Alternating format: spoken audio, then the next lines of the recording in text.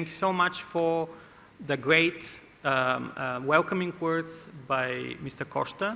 It's very inspiring to hear that the EU project is alive and well, and we will go out of the woods. And one of the main challenges before Europe of getting out of the woods in this very difficult geo-economic and geopolitical situation is to find ways to solve the energy policy trilemma. Today's panel is going to try to present 5 cents to this discussion and some cross-European policy ideas and solutions to overcoming the persistent challenges of high energy prices, but not compromising at the same time the security of supply and the long-term path of Europe, which is the transition to climate neutrality. Before I present to you this esteemed panel, I would like to welcome to the stage the Deputy Energy Minister of Bulgaria, Ms. Eva Petrova, for delivering a keynote remark focusing on the ways Bulgaria could be a EU leader, not just a regional leader, an EU leader in setting the priorities for the next 3 decades where Europe needs to compete and remain competitive all along. Thanks.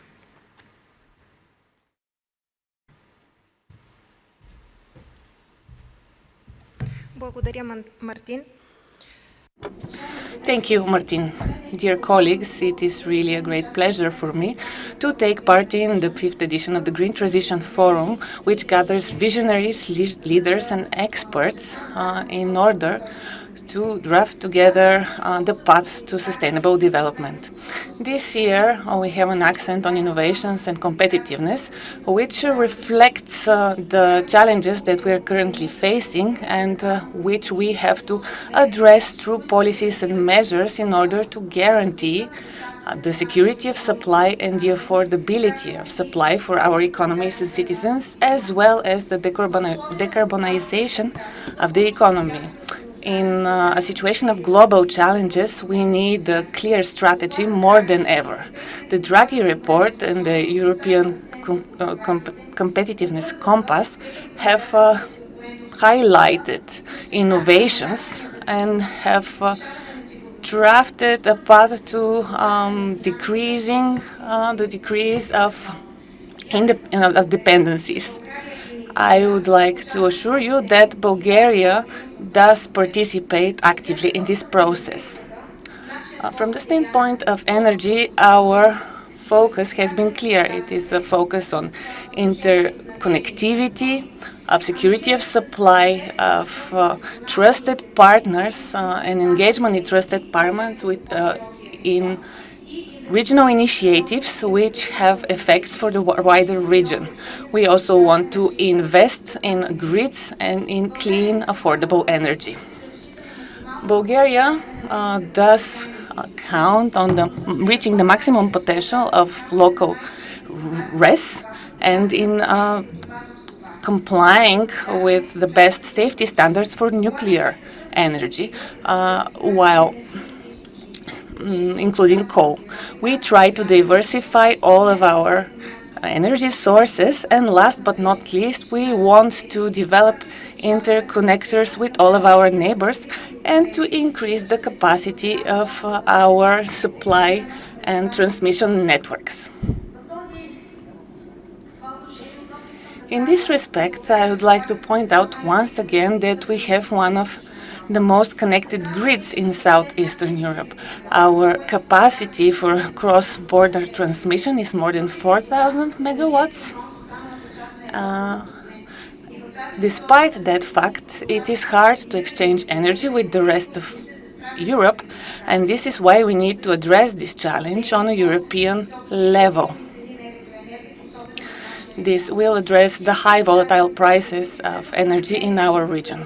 The reasons for this, which we have investigated together with teams from the European Commission, are connected both with the limitation of capacities in Southeastern Europe and with the climate change and change in the profiles of production and consumption.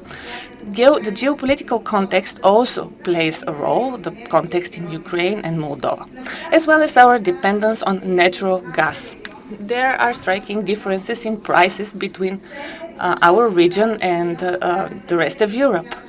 And the difference is about 19 euro per megawatt hour for this year. Combined with the high volatility of prices, this makes the flexibility and resilience of energy grid in the region a priority. We need to gradually integrate renewable sources and work for the better connectivity in Europe in general. We also have to provide the support for different players in the market, both the business and households, in order for them to meet the problem of high prices. In the ministry, we have initiated such a process. We have consultations with all stakeholders. With regards to business, the volatility of prices has a direct effect on the competitiveness, and this is why we are trying to create a flexible mechanism for providing support when support is needed. We try to differentiate this support as well in order to guarantee it is very targeted. With regard to households, besides models that provide compensation in support, we find it very positive that finally we have a clearly structured and coordinated mechanism to address a sustainable reform in the area of tackling energy poverty. This mechanism will be targeted and based on real data, and it will provide support to households suffering from energy poverty.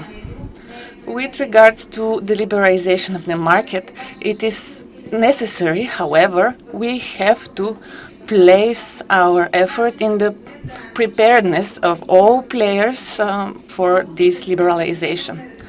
I feel hopeful that there is understanding and coordination with the European Commission with regards to this process. With regards to the prices, we also have to perfect our market model. The innovative instruments such as long-term purchase agreements and engaging capacity are important here. With regards to strategic initiatives that we are working on right now, I would like to mention the vertical gas corridor. This is an initiative of our country which has a direct effect on energy security and supply for the entire region of the Central Eastern and Southeastern Europe. Green initiatives are also important for us. We are working on green zones and green corridors. We are aligned with the initiative of Azerbaijan, Georgia, to research the sea cables in the Black Sea, and in the beginning of this year we did sign a memorandum of cooperation with these countries as well as Turkey, targeted at green energy. Together with our cooperation with Greece, this will allow us to make use of the potential of Northern Africa as well. With regards to the nuclear power plant Kozloduy, we hope that the special decision will be ready by the end of next year. Restoring the storage in Chiren is also moving forward. We hope that by the middle of next year, the storage will work at 3/4 of its capacity. All of these initiatives are initiatives of many countries which help us, to develop infrastructure and to foster cooperation between the public and the private sector. We also have to ease in the regulatory framework because there are a lot of issues connected to exploitation and permits.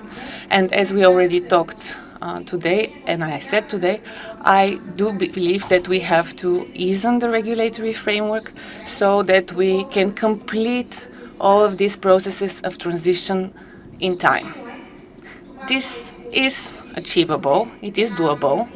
We all want an energy system which is stable, competitive, and affordable for households and businesses. It is important to take the right decisions, to make the right decisions, and be decisive in order to achieve this. I believe that the format that has gathered us today will help us move forward. Thank you very much. Thanks so much, Ms. Petrova.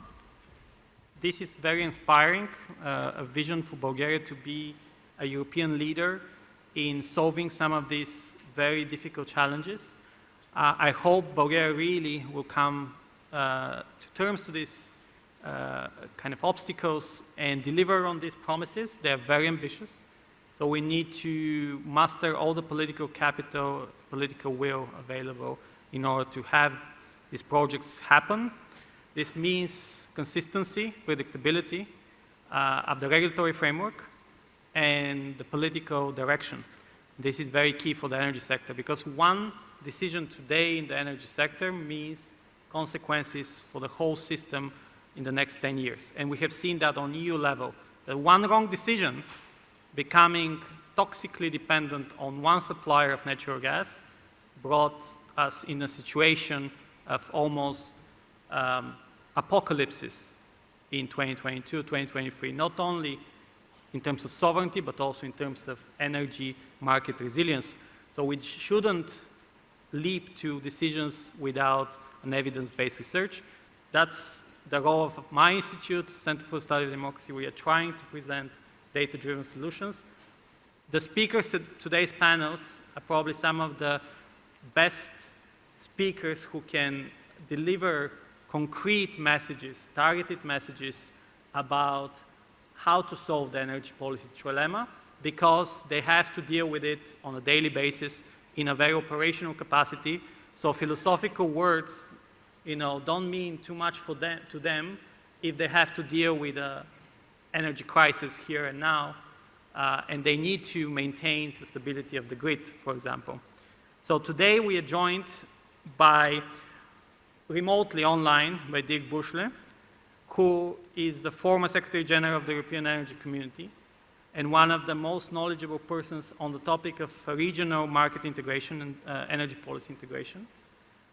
We cannot exclude from the EU picture how our neighbors and our partners are delivering policy solutions, Ukraine, the Western Balkans, Turkey. From left to right, we have Vladimir Dichev, who is the CEO of Electrohold Bulgaria, who is going to talk more about the role of power distribution grids. We are joined also by Kalina Trifonova, counterpart from EVN. Okay. We are also joined by Valentin Nikov on the far side, who is the CEO of the Bulgarian Energy Holding and who is going to be the driver of many of the projects that Ms. Petrova mentioned.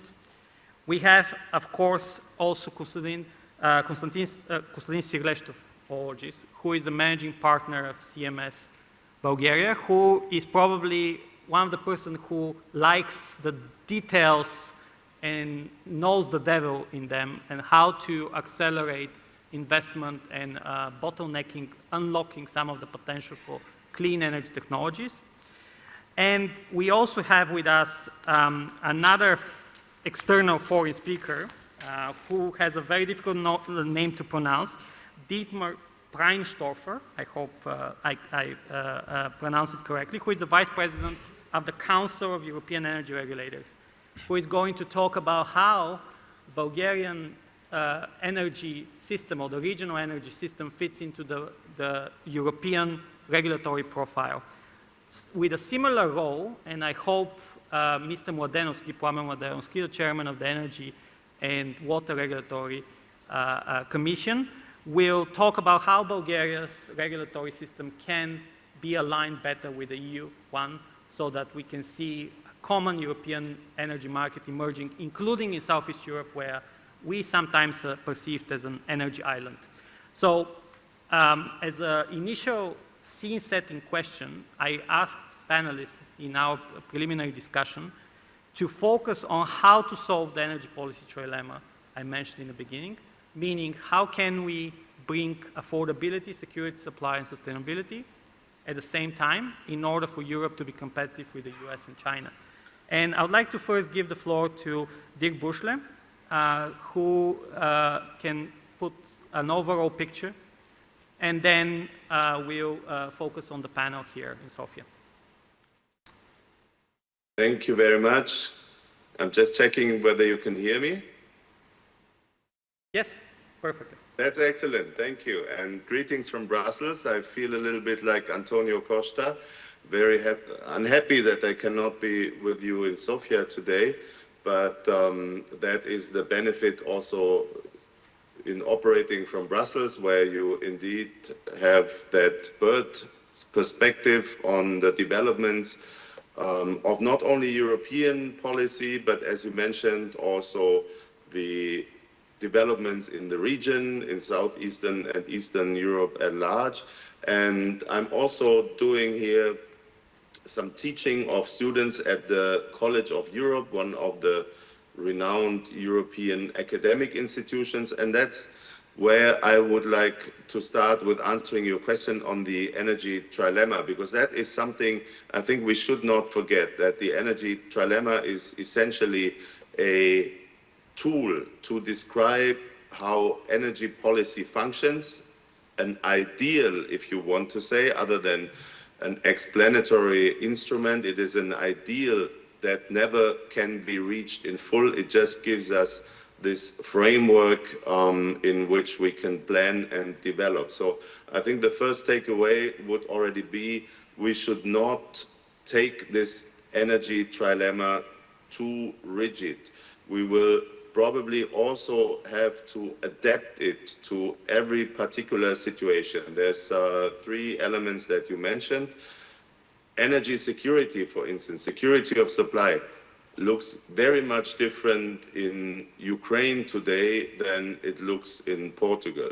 And it is only understandable that energy security plays a different role in one country from the other. Now, of course, it is also a framework that guides the European Union. And if you see how the lawmaking, how the decision-making is situated within the three angles of the trilemma, you realize that there is always trade-offs to be made. And I think the most important aspects to be taken into account by any decision maker, be that a lawmaker or be that an administrative organization or a government, is that if we do take decisions that are meant to strike as many possible ideals that we pursue with our energy policy, they need to provide legal certainty for those who have to apply it. Of course, we will sometimes have to take, and that's what's been happening in recent years, take very ambitious and challenging decisions. But if you look how currently many of those decisions, for instance, in the Fit for 55 package, etc., are being revisited, you cannot help asking yourself whether this is a sign of showing the necessary flexibility to adapt, or whether it compromises the planning security of those who have followed the decision. I think it's equally important also to build and create public acceptance, because if we do not get behind all these difficult trade-off decisions, achieving affordability, energy security, and sustainability in a balanced manner, if we do not get the acceptance of those who are subject to that, and that's not only the companies, that's also the consumers, we will be in an overall very difficult situation to achieve anything. So I think these two elements are important when we go on taking decisions, pursuing policy, and also strategic company goals, investments within the trilemma. It is make sure that we can rely on decisions that have been taken also for the future, and get everybody, try to get everybody on board to also accept difficult decisions and not lose that support once the decisions and once the consequences of the policy made really gets closer to home, really gets felt by customers, by households, by individuals. And I think that's on the energy trilemma, some of the very important aspects to take into account. Thank you so much, Mr. Buschle, for your overview of the discussion. Please stay online for a follow-up question and for a question from the audience, if there is such one. I would like now to give the floor to Mr. Dichev to provide the perspective to the same trilemma of the DSO, the district system operator, a very boring company in the mindset of many people who are always accused of everything, but no one knows exactly what they do. So the devil is in the details. Mr. Dichev. Благодаря ви. Да, дявола в детайлите. Беше споменато, че трябва да решим. Yes, the devil is indeed in the details, and if it's a trilemma, perhaps there are three different equations to be solved. I don't know why it is me who should be talking on this topic, since I'm the Chief Commercial Officer. But as a company, we have a key role to play in the green transition. In the past 20 to 25 years, the energy market in Europe has been highly centralized in terms of its distribution networks. And recently, with the advent of new technology, it has become the role of distributors has become more prominent as generation is becoming more decentralized. So that distributors have to invest a lot in modernizing the grid and increasing its capacity. On the other hand, they have to invest in new technology, in new meters that can be read remotely. Also, investment in automated management system for the production facilities. So the environment has been changing, and we have been very actively working on adapting to it. We also believe that commercial enterprises will continue to play a key role in a decentralized market in terms of connecting consumers. The classic situation that we had some 5 or 10 years ago is changing rapidly, so we need to invest in people, in systems, and to a lot of physical work. So we have storage, we have renewables. So any action of operators can be crucial for the system and can easily adjust to the requirements on in real time. So the situation has indeed changed. The model is changing. But both traders and DSOs, in the Bulgarian model, things are sometimes interchangeable. That's why I'm sorry for this confusion. Now I have the floor, I wanted to give the floor to Mr. Preinstorfer to discuss how the European energy system is changing and what regulatory barriers need to be overcome to accelerate the process also of clean energy technologies. Thanks. I want to, can you hear me? Yeah?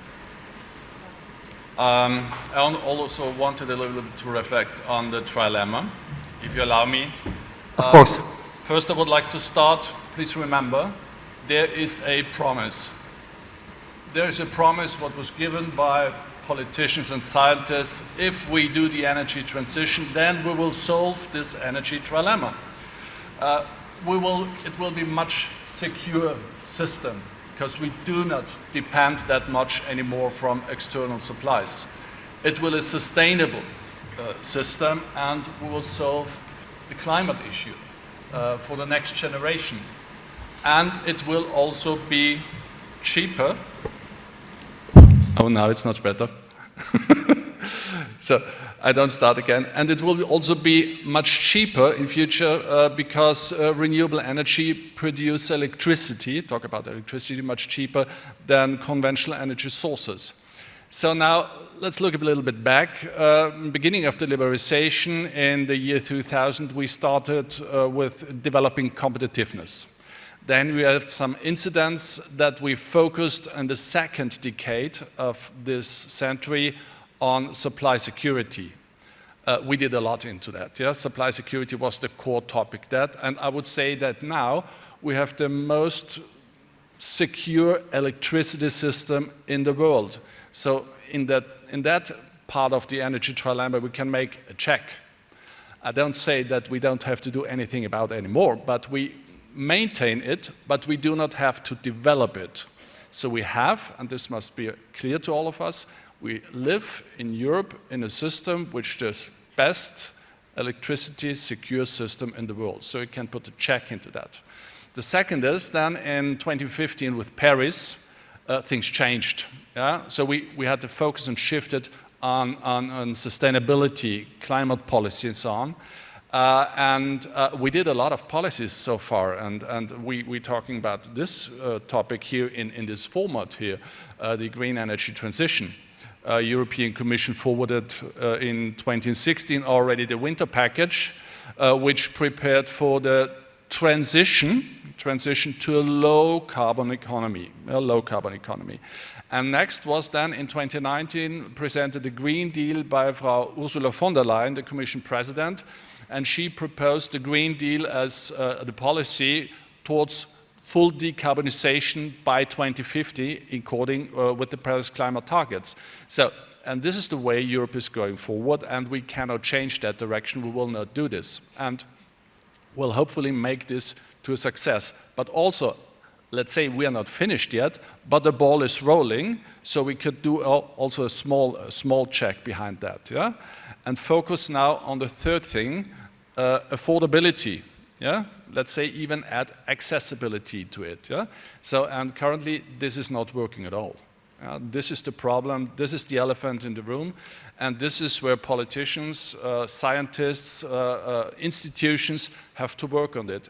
Electricity, energy must be affordable, and this is the elephant in the room. That's why also now European Commission, Frau von der Leyen, proposed the Green Industrial Deal and a package to make electricity more affordable. So the devil, you mentioned, my previous speaker mentioned it, the devil is in the detail, and we'll see it. But I believe in that. This can be possible, that we together in Europe achieve this, and that we solve this energy trilemma in that way. But we must tackle now the elephant in the room, and this is affordability. The so-called just transition, yeah? The just transition. Nobody should be left behind. No, nobody in this room, and also not the industry, because we want to be Europe, having Europe a room which a lot of industry with welfare in the future. We don't want to achieve our climate targets through deindustrialization of Europe. Yeah, we want to keep our industry. So I think this just transition should include also European industry. Now, 4 points what we should do to achieve that. I think it's very important that we implement timely existing EU legislation, including all the laws, the rules, the grid projects. I only remember that very important target of European Union is the 70% target, and that's not really working on many borders. So we are lacking behind that, so there's room for improvement on also the renewables targets. So, and this is the issue of the member states. The member states have here to deliver to make that possible. Second, maybe from my point of view, is in this regard also we need regional cooperation, and we need strong institutions, including, hopefully you agree with that, with strong regulatory authorities, because they are the referee in that game between the two teams, the producers and the consumers. So they play a very important role. And you need a regional cooperation to look at your specific problems in that region. The second thing would be faster approval procedures. I think this is very, very important. The third thing is, I would say, flexibility, flexibility, flexibility. We mentioned that already. And in addition with demand response, and I think as demand response, we have to change our behavior, yeah, from the industry, from the commercial point of view, but also from our personal behavior. And I think demand response and making that possible, that part, and unleash the power of that flexibility, that is maybe the most difficult change, because it will be also a change in our society. So I spoke very long, sorry for that. No, that's great. On the demand response and our changing of behavior, I was just in Barcelona last week, and you cannot set your temperature in your hotel room below 21 degrees. So I think it's not only about changing our demand preference, but it's also about regulations, actually pushing people, giving them incentives to consume less. So now moving on to the Bulgarian picture from the same point of view, I would like to give the floor to Mr. Mladenovski to discuss how can we, integrate better regionally, also from a regulatory point of view, and how can we accelerate the liberalization of the whole regional market. This includes making, trading between countries easier, because some of the issues that the previous speaker mentioned are related to the fragmentation of the EU energy market. Thank you.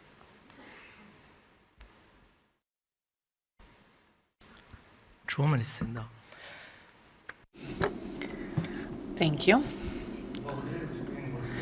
Thank you, Mr. Vladimirov.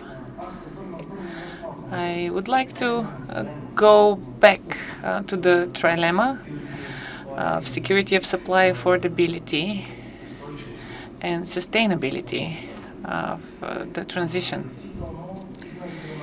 Indeed, also at the regional level, I believe that our system is very secure. It is also very connected. I'm speaking at the regional level. We are very connected, we are very resilient and sustainable.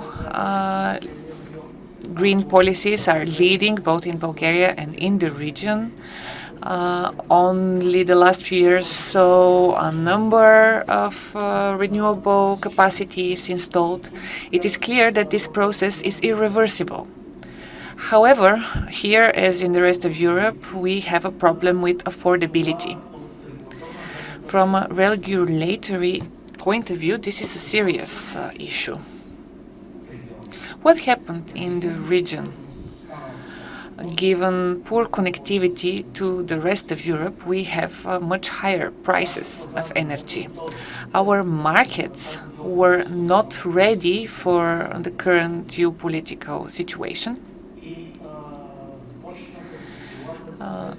So instead of working on long-term measures such as creating and installing storage capacities and accelerating connectivity to Western Europe, instead of these measures, we had to implement short-term measures.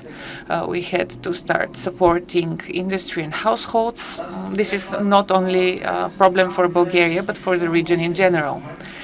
This support is a very powerful instrument, both for politicians as well as for regulators, because it can distort the market to a very significant degree, to such a degree, in fact, that we can neglect, we can deny the market incentives.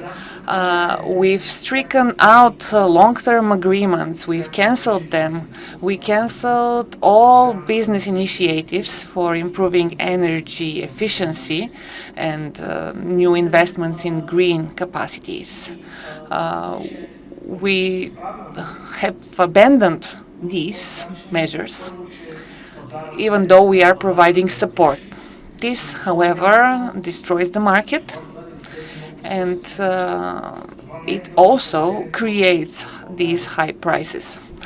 I want to reiterate that this is not only happening in Bulgaria. Given to the liberalization of the market for households in Romania, there are similar problems. The prices rose 10 times more than the baseline prices. And because we are connected on a regional level, this is why all of us in the region started having problems. On the specific question you asked me about how regulators can stimulate full liberalizations and the transition, according to the last amendments in the laws, indeed liberalization has been left to the regulators. This word, liberalization, has been demonized in the last few years in Bulgarian society. We started connecting it with the rising prices of power. But I believe that the full liberalization of the households market must happen, must be a fact within the next 2 to 3 years.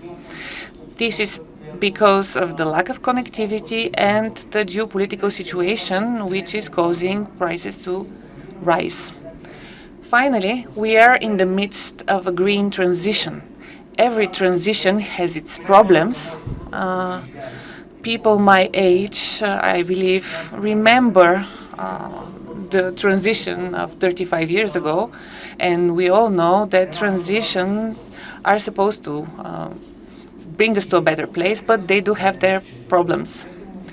So, in order not to demonize the liberalization of the market, in order for all clients to make use of the free market, we have to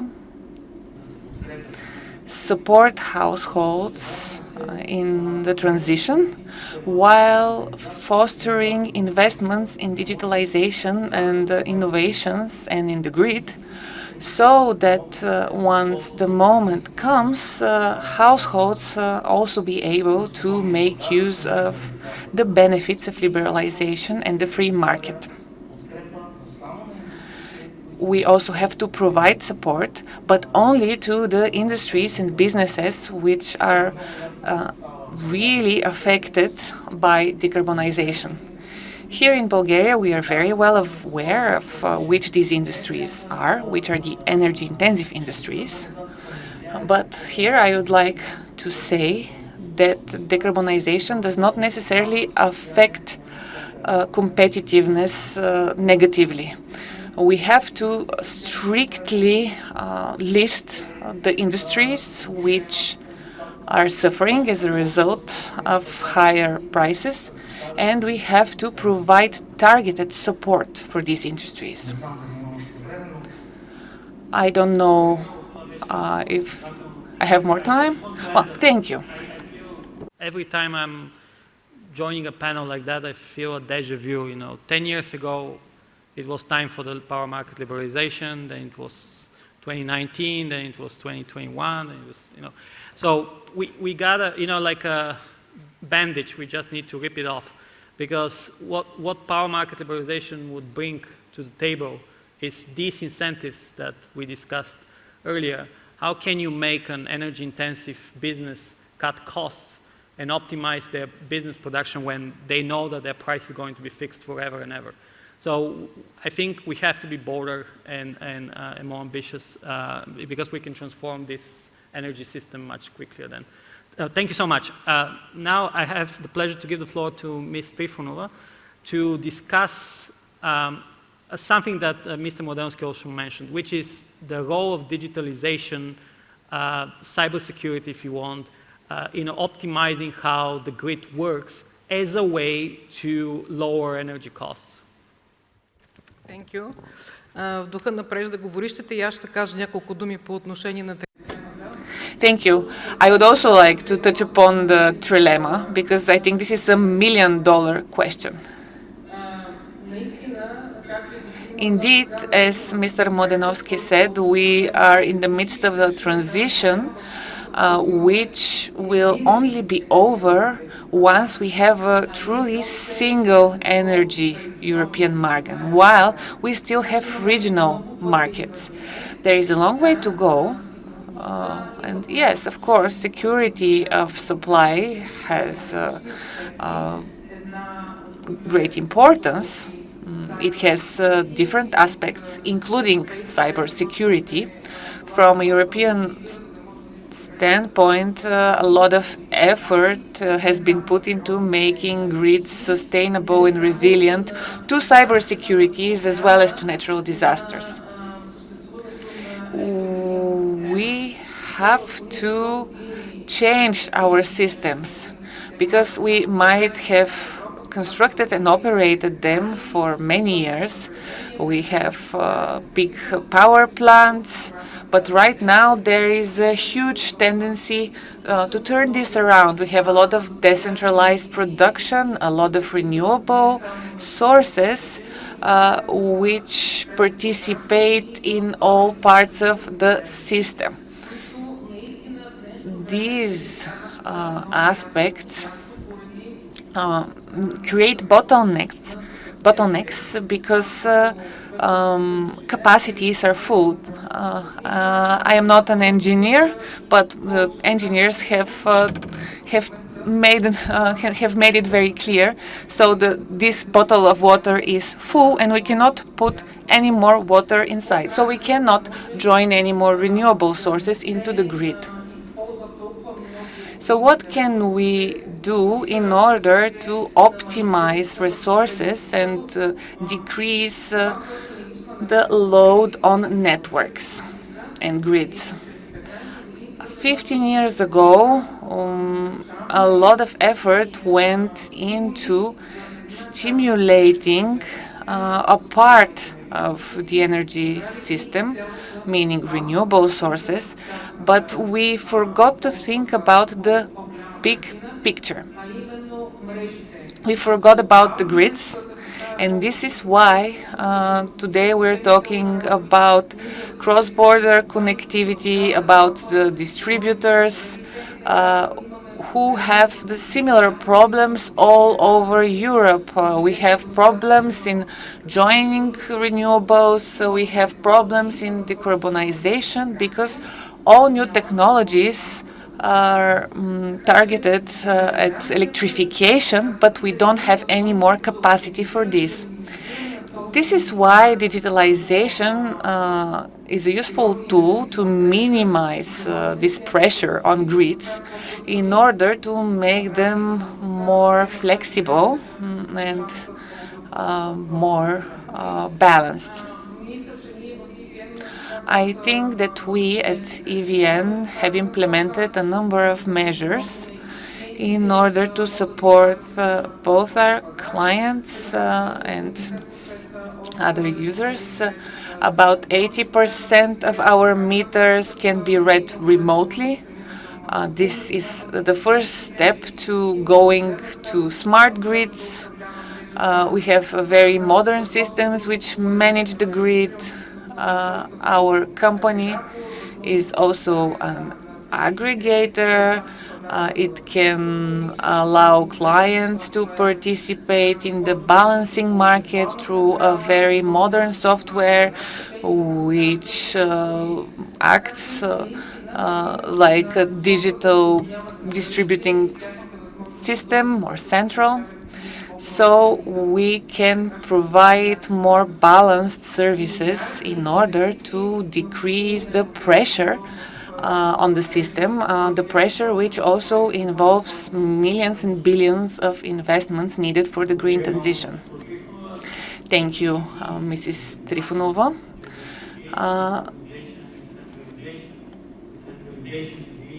Thing in order to enable the faster transition process. Now I'd like to welcome Mr. Sirleștov to speak about cross-European, not only in Bulgaria, but also cross-European bottlenecks before renewable energy investments.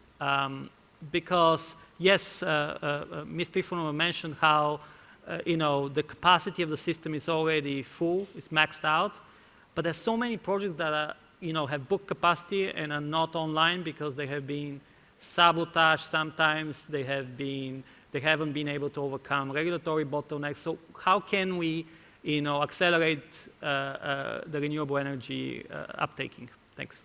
Thank you, Martin, and I would like to thank the organizers for having me here. I have 3 words to address the trilemma, and these words actually address the issues that renewable energy is facing today.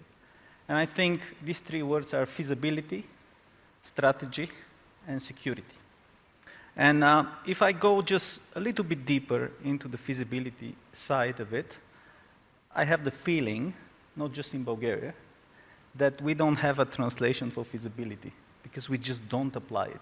We need to have a feasibility study before we come up with a strategy. And I'm so happy this forum has started this initiative, Bulgaria 2050, because this is the time frame that we need to think about. And then, when we have the strategy, and I see some of the members of parliament who used to be there back in 2011, when the Bulgarian strategy was put on a higher level than even the Bulgarian legislation. So it should be debated at the Council of Ministers level, it should be adopted by the parliament, and it should be a long-term strategy. And the third element is the stability, because when we know what is feasible, and when we know what we want to do, in order to attract investment, we need stability. And that's pretty much what the minister said about, you know, so many funds coming up to Bulgaria, because they saw that, you know, we are in Eurozone and so on and so forth. And so we at CMS, we are the largest European provider of legal services, and we have a managing partner who is always very visionary.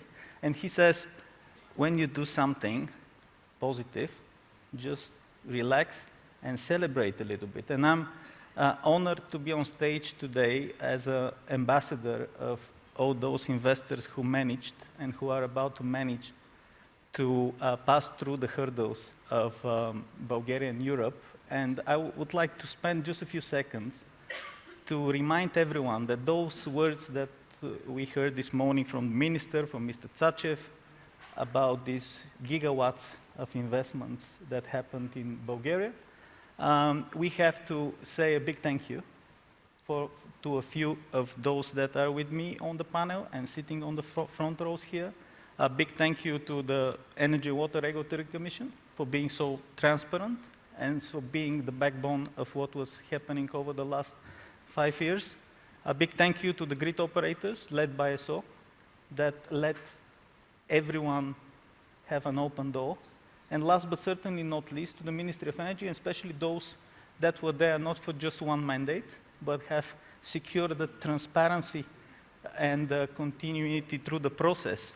Because those that have managed to succeed, they always say something very important. You need to know when to say no. We should be really, how many conferences we have been that has pointed out the need for refurbishment of Chira? Neither. It happened. Today, we need to look at something that is the elephant in the room. Feasibility is not the sexiest of projects. It's the most feasible project. So I think there are many lessons learned, but I think if we focus on feasibility, on strategy, and on being assuring the stability, we will see all those projects from this morning realized in practice. Thank you. Thank you so much, Mr. Sirleshov, and I welcome you. Thank you, Mr. Sirleshov. Welcome your call for data-driven making, which is very rare in Bulgaria and I think across Europe, I would say as well, so definitely necessary. Last but not least, I would like to give the floor to Mr. Nikolov to actually talk about feasibility and how feasible is to decouple completely from Russian energy dependence without compromising the price of energy, and what is the role then of the Bulgarian Energy Holding in leading this process?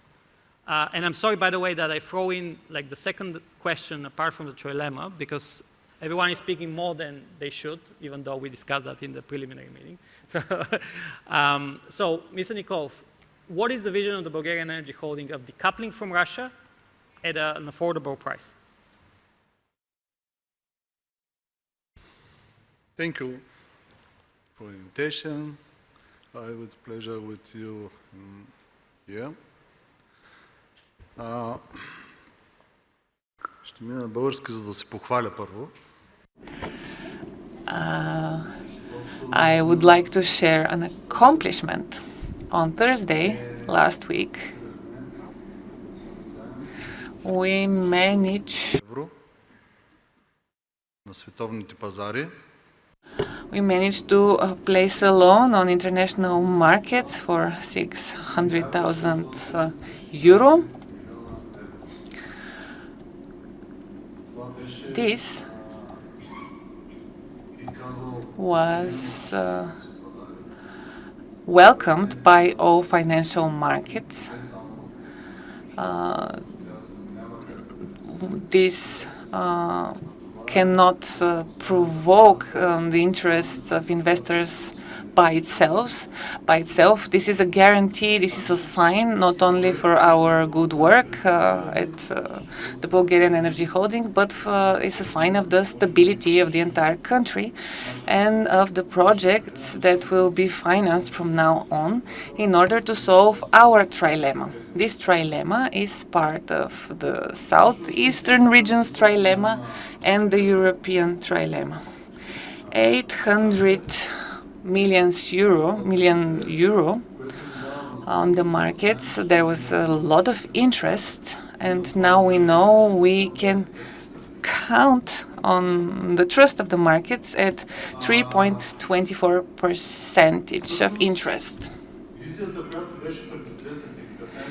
The vision that Europe had 10 to 15 years ago, the vision of decarbonization, of creating interconnectors in terms of renewable sources, has changed a lot. It changed quickly after the year 2022 and after Russia's aggression in Ukraine, because this war made us change our view on which power supplies can be connected, which are vulnerable, how to create energy communities which can exist and thrive in the situation of war. However, we are now in a situation of multiple wars, and we have to consider how to construct our networks and our power generation. And we have to know that our vision, that our plan is sustainable, given what happened in Spain, in Portugal, as well as in North Macedonia and Serbia. I think that currently our energy mix, despite a lot of efforts, and because of a lot of efforts that we put into it, is one of the most stable mixes. All the investments that we made in the grid and the renewable sources that we managed to join to the grid and manage with the help of our neighbors. I think all of this shows that our system is very stable. However, the future perspectives made the Bulgarian Energy Holding make a very robust investment program. These investments are targeted at balancing 4 water pump power stations are supposed to be built. 3 of them will be part of a project of common European interest. They will be funded by the EIB, a grant for preliminary project studies. And we, as the Energy Holdings, are ready to invest in power plants as well. Of course, we also count on foreign investments, which might come as public-private partnerships or in other form. And of course, it is also important to consider the base load. We've had nuclear power plant for 50 years. We already have a decision of the parliament for units 7 and 8 of the Kozloduy nuclear power plant, which have to be constructed in the near future. I hope that Bulgaria will be the first country to implement the AP1000 technology in Europe.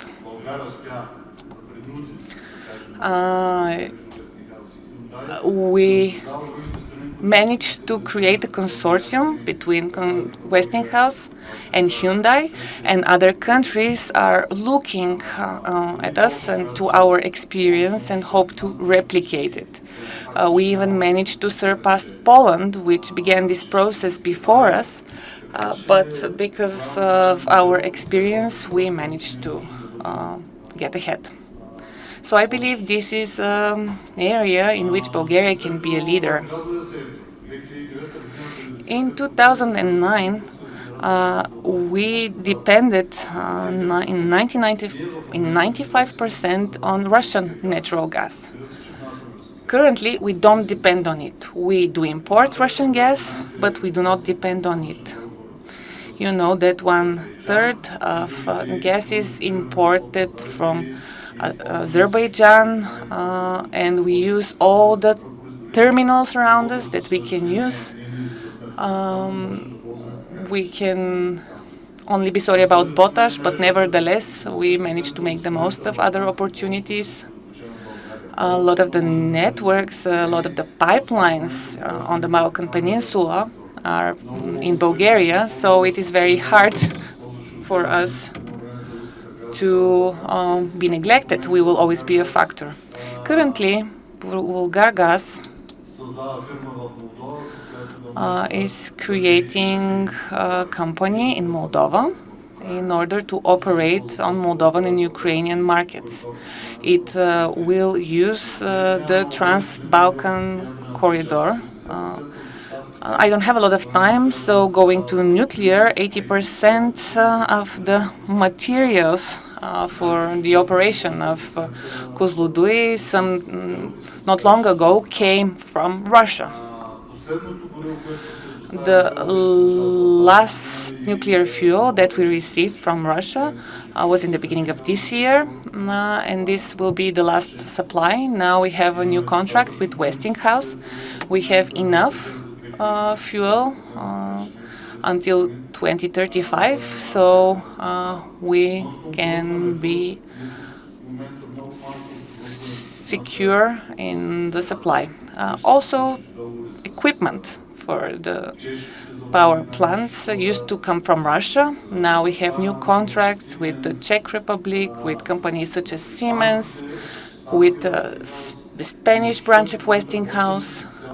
So we work with Western suppliers currently, mostly.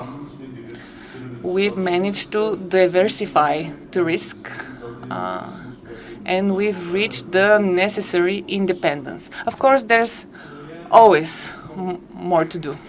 Thank you, Mr. Nikolov. We are running out of time, so I suggest one question burning from the audience. If there is none, I will use a moderator's privilege for one last word. Is there a question out there? Very shy audience. So my question is, one word, one sentence by each one of you. What is the most viable and also feasible, as we talk about feasibility, way to reduce energy prices in Europe right now? One sentence. Yes. Според мен трябва да установим дългосрочното доверие в пазара. We have to restore the long-term trust in the system, and that means long-term contracts. That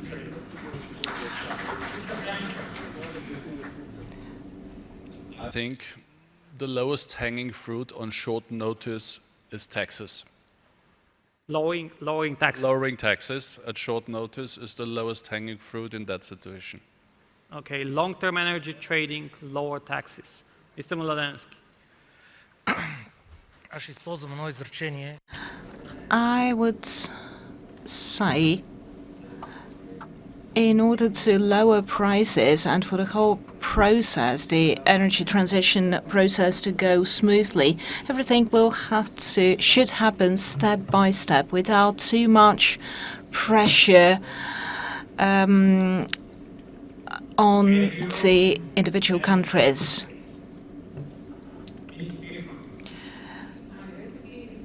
Single energy European market and over taking into account all parts of the energy system. Not part of the energy system should fall apart. Let's not forget the grid. Mr. Sirlești. I think predictability and stability will immediately affect the prices, leading to lower financing costs, and this will inevitably lead to lower prices. Policy consistency, I like that. Mr. Nikolov. Of course, long-term contracts, of course, security of supply, of course, diversification. This is the point of diversification. Yeah. Well, we have our policy brief ready. We're going to publish it in the next couple of days. Thank you so much, Mr. Dichev, Mr. Pranjstoffer, Mr. Mladenski, Ms. Trifonova, Mr. Sirlești, and Mr. Nikolov. A round of applause for the great speakers. Thank you so much. And now I would like to welcome to the stage Mr. Stajkov, who is going to moderate a very sensitive topic of nuclear energy. Thank you.